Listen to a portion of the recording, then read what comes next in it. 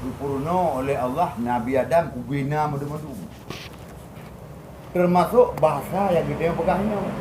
Handa tepu abonan HP mahana dipurno oleh Allah dia ke Nabi Adam. Oleh Nabi Adam purno malaikat. Dua hikmah. Yang pertama menampakkan khalifah yang diputus oleh Allah, yang dijadikan Allah lebih pintar dari malaikat.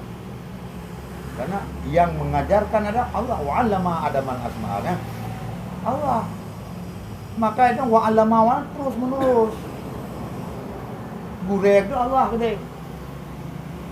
Gurek itu abun. Gurek Imam Syafi'i, Imam Malik, Imam Syafi'i, sahabat Nabi Jibril ya. Nah, ini silsilah. Maka wa'allama Adamal asma'a. Ya, semua aradahum 'alal malaikah ya. Sehingga purna ada malaikat. Depu malaikatnya kan urang mati. Dia hidup selama-lama kecuali nanti dari akhirat ya. Dunia ada kemudian malaikat. Kan? Jadi di malaikat ge purna tu tanya. Ge purna semayang Nabi Muhammad. Ya ke?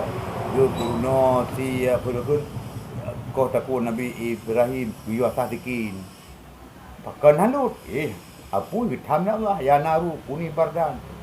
Apu hitam apa? Okey lah. Gak. Kau tak kuat Nabi Ibrahim. Waktu itu Nabi Ibrahim. Apa? Ge pulpi apu. Ha? Waktu si Nabi Ismail.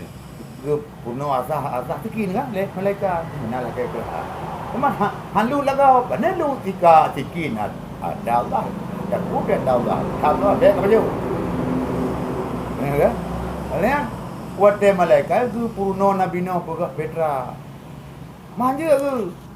Nah, teruk bab purno tuan tiawat de apa? Apam nejak seleksi apam mulai Sabang sampai Merauke. Napam yang hanang. Nah. Han siapa? Nah. Hana. Mandu ang pungong ko. Napam ya hanam chok. Mandu mana dia pakai. Wate tuan ti hawa getet apamnya. Gerung-rung hanjut. Mangah tu pungong. Ter malaikat kan. Ka bicara le pure, bicara le gumbo dia hanjut dah ko. Ka. Apa ro le malaikat sungkit ya dia hawa kerana gerung nak tu. Jadi apam tetap agak pungong sejak betul. Han siapa? Kan? Nyan ke wa'allama Adam. Hikmah. Jibril ke purno Nabi semayang. Ya kan? Ingat wate dua bok ya. Boleh. Wate fadilat, wate puluh, ya kan? Nah ni itu wa'allama Adam kan gedanya harus wa'allama amrina. Harus ta'lim gedanya. Wajib ta'lim, maka belajarlah umat-umat Islam ini betul. Belajar.